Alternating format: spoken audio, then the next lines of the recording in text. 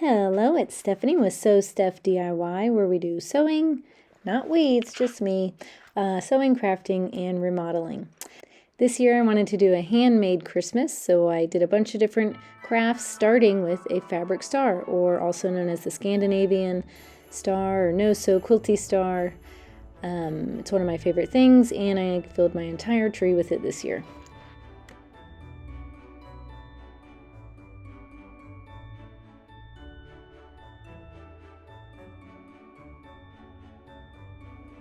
Let's start by cutting strips of fabric. You can use fat quarters, you can use remnants, as long as you have a 3 1/4 inch by 12 inch strip in any colors, any combinations of any colors.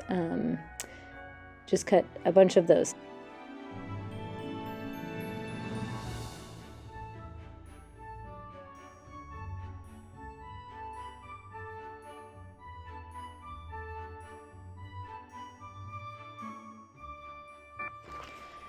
To save time cutting all the different strips, I like to stack a bunch of fabrics. I've done up to 10 layers of fabric. It's a little difficult to cut through. You do have to cut through a couple times. And it does slide around a little bit when you're cutting that many, but in the end it doesn't matter because you're going to be tucking all the ends and folding it and ironing it. So, but stacking and cutting multiple strips at once will help you save a lot of time.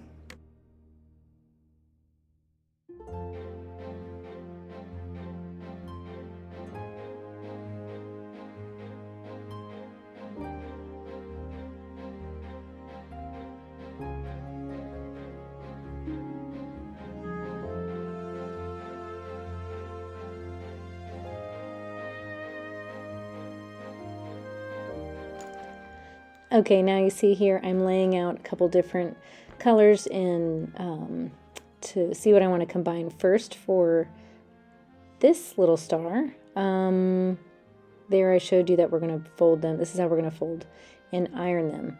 So you take your strip and you fold it in half directly, iron it quickly, and then you're going to open it back up, iron each end, each edge to the center. Basically, you're making binding, and then you're going to iron it all together. So do that for all the strips that you cut out for however many stars you want to make. You'll notice that some of the strips are a tiny bit shorter. It's okay, but just to make sure that you have enough, I like to make it 12 inches long. Some of my strips are actually maybe 11.5 inches long, something like that. You'll see later that I do end up trimming a bit off each of the ends. But again, it's just to make sure that I have it long enough to be able to tuck it in.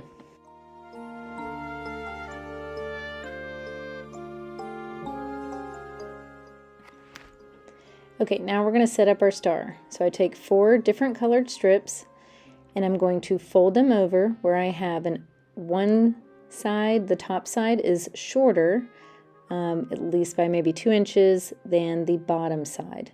So I'm going to have them all lined up the same, where all the shorter ends are at the top and the longer ends at the bottom. Then I'm going to intertwine all of the strips to where each of them encloses the next.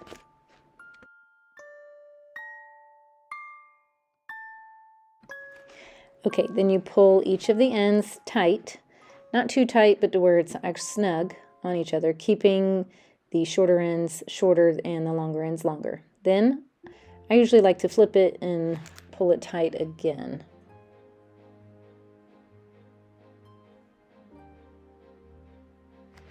Okay, and the longer side on top, we're going to start folding over. So I fold the top down, the one right next to it, I fold it over that one, over again, and then like a box, I'm going to fold it over and tuck it under that first strip. And then pulling each of the ends snug.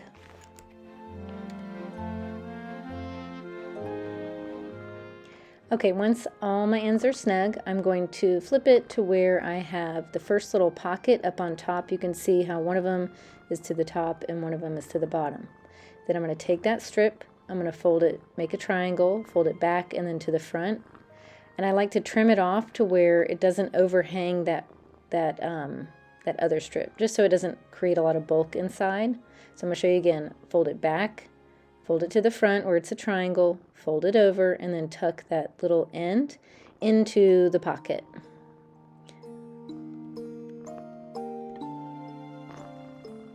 Once that's done, I like to pull the ends tight again, just to keep everything snug so it doesn't get loose. Flip it, do to where the strip looks the same, and do that again.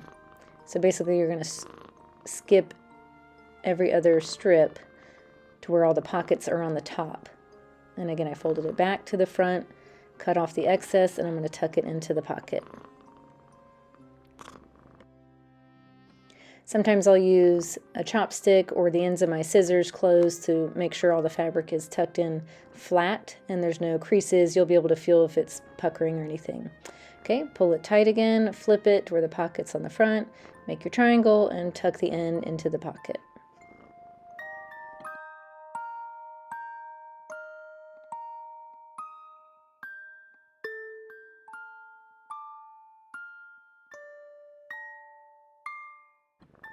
After we do the last triangle, you'll see every other strip is now left. You're going to flip it over to where the pockets are on the top again, and you're going to do the exact same thing.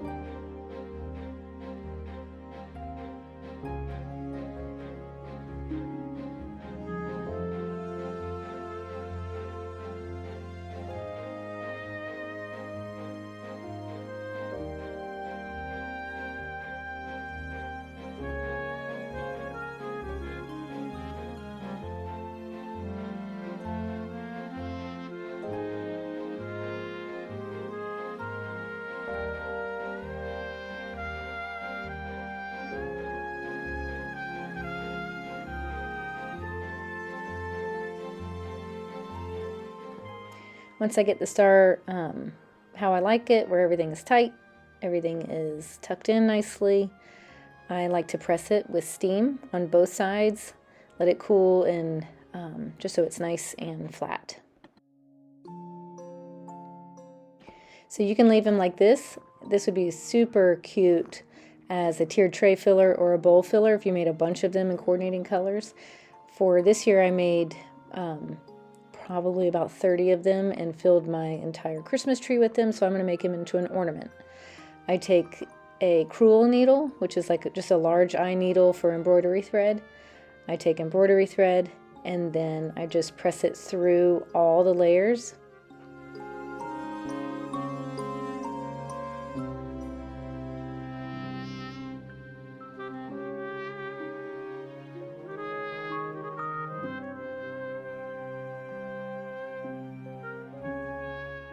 So then I make a knot, tie it tight, make sure the thread's long enough, however long you want it. Cut the end off, pull it, and then I tuck the end into the little pocket there, and you're done.